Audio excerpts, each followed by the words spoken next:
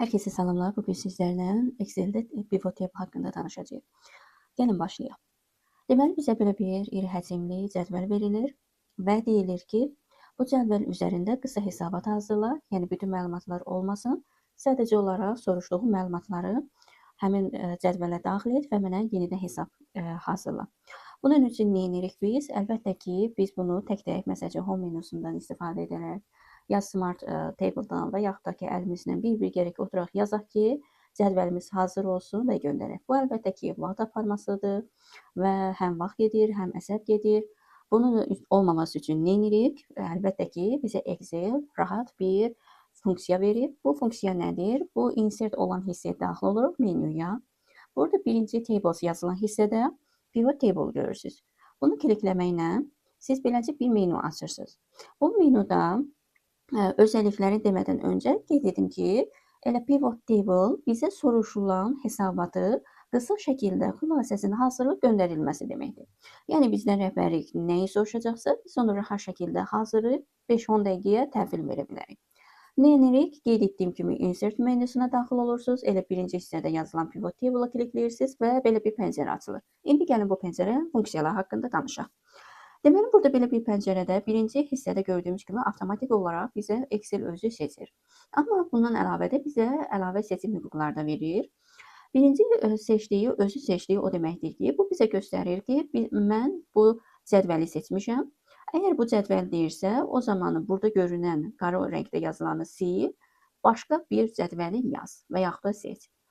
Yox, əgər bu deyildirsə, məsəl üçün, ola bilər ki, siz yarıya qədər işləmək istəyirsiniz, o zaman bunu da yenə silib, yarıya qədər seçə bilərsiniz. İndi biz bütün xana üzərində işləyəcəyik, ona görə buna dəymirik, yəni bunu olduğu kimi qalır. Yox, əgər birdən ki, cədvəliniz burada deyil, başqa bir cədvəldədir, yəni başqa bir Excel faylındadır, o zaman bunu seçirsiniz, bu Use an External Data Search, bunu klikləyirsiniz və avtomatik olaraq burada Choose a Connection-ı seçirsiniz və orada faylı seçib istifadə edirsiniz. Sonra gəlir ikinci verdiyi sual, yəni verdiyi seçim. Birincisində yazılır ki, yeni hər hansı bir səhifə yaradılması. Gördüyümüz kimi avtomatik özü seçib. Bu deməkdir ki, bizə Excel deyir ki, bu cədvəl üzərində biz işləsək də, mən sənə yeni bir cədvəl açacağam və sənin yeni yaratdığın hesabatı orada göstərəcəm sənə. Yəni burada qarışmasın. Yəni bunun üzərində istifadə etməyəcəm. Yox, əgər deyirsinizsə, yox, mən istəyirəm ki, gözümün önündə olsun indi yaradacağım cədvəl. O zaman bu ikinci olan funksiyanı seçə bilərsiniz, Existing Worksheet-i və avtomatik olaraq həmin burada location-ı seçirsiniz. Bu sağ tərəfdə boşluq olan hissədə artıq siz pivot table-ınızı, yəni hesabatınızı yaradırsınız. Və OK düyməsini sıxmaqla aktivləşdirirsiniz. İndi biz buradakı Excel-in verdiyi əmrlərlə davam edəcəyik. Yəni özü seçdiyi, yəni bütün bu xananı seçəcəyik və yeni səhifə açacaq, orada yaradacaq. Deməli, heç bir dəyişiklik etmirəm, OK-yi sıxıram. Və avtomatik olaraq gördüyümüz kimi artıq ikinci səhifə açıldı. İndi bu 2 dəfə olduğuna görə özü avtomatik olaraq bu formada yazır. Yəni bunun adını dəyişə bilərsiniz. Hər hansı məsəl üçün yaza bilərsiniz hesabat. Və aylıq ola bilər, illik ola bilər və s. kimi. Gördük ki, bura bomboşdur, amma bizə cədvəldə belə bir forma verib, bir pəncərə verib və bu da ikinci pəncərə. Bu pəncərə pivot table 3, o deməkdir ki, biz nə yaradacağıqsa, buradan seçdiyimiz həmin bu olan pəncərə üzərində olacaq. Elə bir bunu belə bir təsəvvür edin. Bu elə bir bizim menyumuzdur, hər hansı bir seçim yerimiz. Bu da bizim əsas elə bir masamızdır. Biz bir-bir buradan əmr verəcəyik. Həmin o verdiyimiz, seçdiyimiz funksiyalar, əmrlər avtomatik olaraq bu tərəfdə görünəcək. İndi bizə təsəvvür edək ki, rəhbərlik deyir ki, mənə günə görə, yəni ilə görə, sonra daha sonra nəyə görə məsəl üçün seçim edə bilərik? Sonra mənə məsəl üçün məhsulla görə və hər satışının, hər ümumi gəlirini, sonra ümumi satış dəyərini aid hesabat hazırla. Yəni çox istəmirəm, ancaq bunları. İndi gəlin 1-2 dənəsini götürək ki, şəhəri, regionu qatmayaq ki, daha yaxşı başa düşək. Bunun üçün nə edirsiniz? Burada görürük ki, yuxarı hissədə həmin o bütün nə başlıqlar varsa, cədvəllərimiz bizə qısa xülasəsi verilir. Yəni biz əmri buradan seçəcəyik. Aşağıda görülən hissələri isə bizə artıq ayrılır. Gördüyümüz kimi filtersdir, columnsdır, rowsdur, valuesdur. O deməkdir ki, filter hissəsində filtrləyəcək bu, məsəl üçün, ayları, regionları və s. kimi. Column hissəsində ola bilər adı açsın, məhsul adı açsın. Row hissəsində də həmçinin, yəni eyni formada bu cədvəlin formasını siz istəsəz, necə istəsəz o formada verə bilərsiniz. İstəsəz günlər cədvəl sütun formasında olsun, istəsəz sətir formasında olsun, bu formada seçə bilərsiniz. Amma value isə artıq orada hesablama işləri aparacaq. Yəni ümumi gəliri tapacaq, onun cəmini tapacaq, onun elə bir hər hansı bir düsturundan istifadə edəcək, maksimumunu, minimumu və s. kimi. Və burada artıq hesablamasını olacaq. Biz bunu iki formada seçib bu gördüyümüz kimi bizə verilən elə bir şablonlara qoya bilərik. Bir, əl üzərinə gəlirik, görürük göy oldu.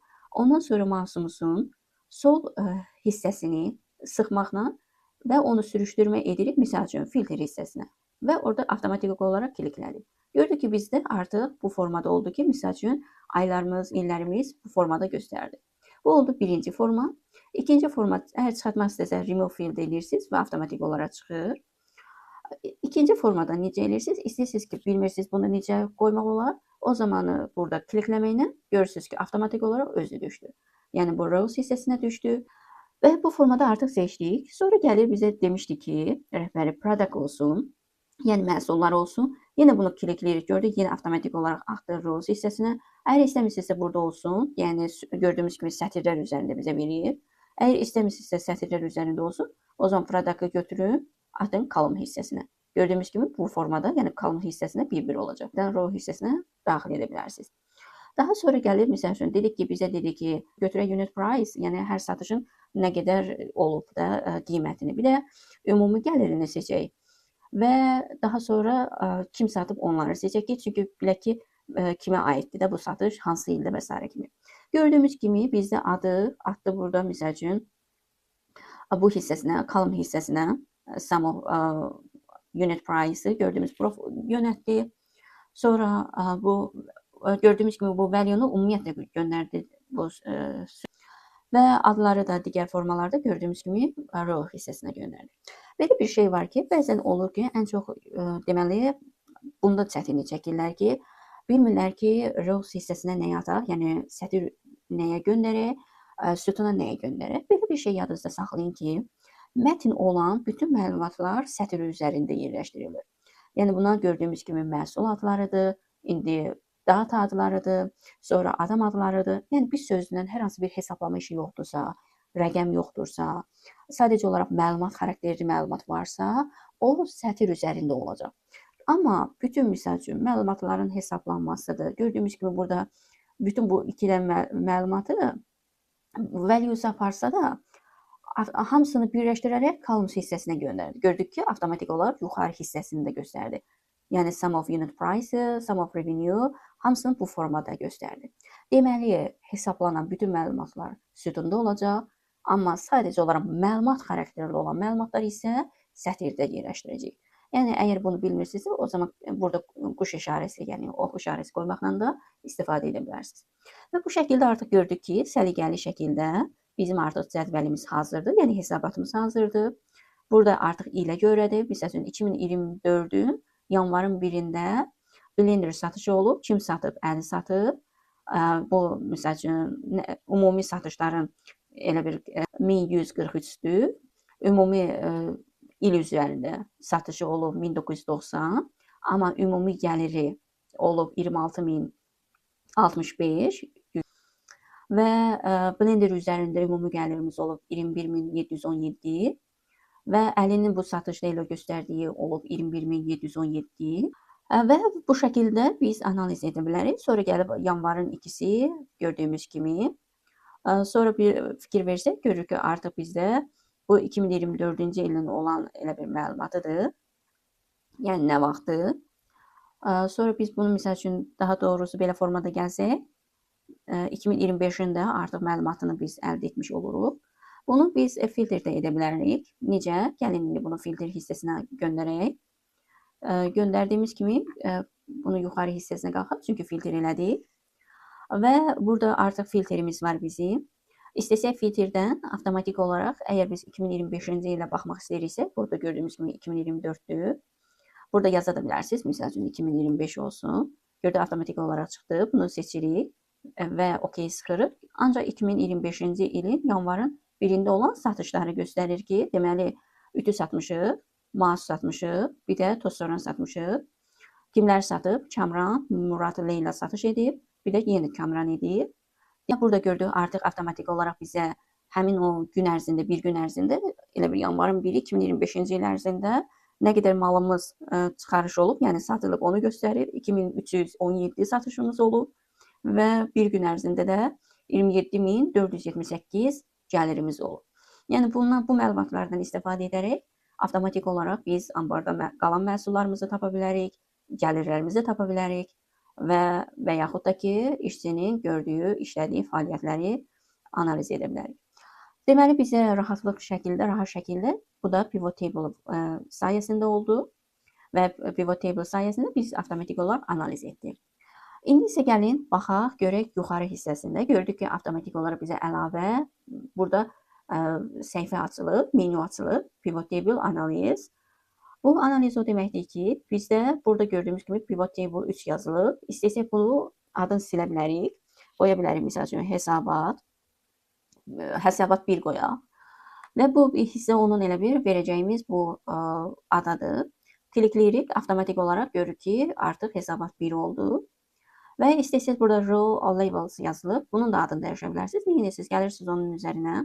2 dəfə klikləyirsiniz və aktivləşir. Adını silib, məsəl üçün yaza bilərsiniz ki, adlar məsəl üçün yazaq.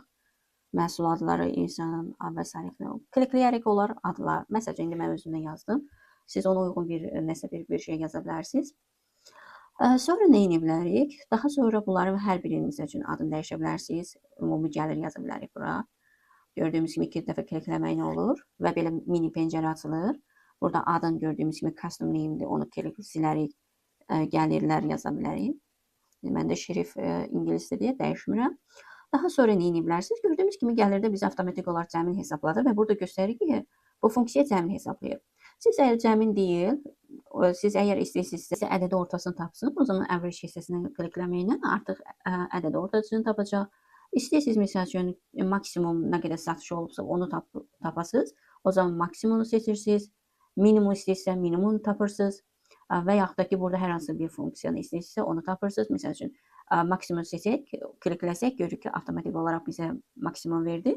İndi bizdə burada xüsusi olaraq seçilib, gəlin bunu biz select all seçək ki, hamısı göstərsin ki, avtomatik olaraq həmin o funksiyanı biz aktivləşdirək və burada artıq bizə maksimumları göstərir ki, məsəl üçün, maksimum nə qədər gəlirimiz olub və məsəl üçün, sumka ilə nə qədər maksimum gəlirimiz olub, kimlər satış edib və burada da gördüyümüz kimi sum of-dur. Bu heç bunu dəyişmədik biz əsas gəliri dəyişdik. Burada toxunan kimi avtomatik olaraq bizdə burada qısa məlumat verir ki, maximum of revenue-dur, value-dur, row-dur, columns-dur və s. kimi.